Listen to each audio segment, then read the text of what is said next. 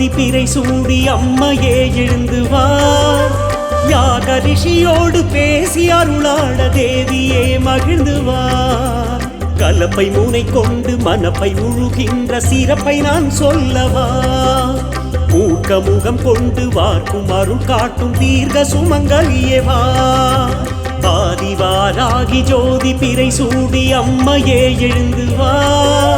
தேவியே மகிழ்ந்து வா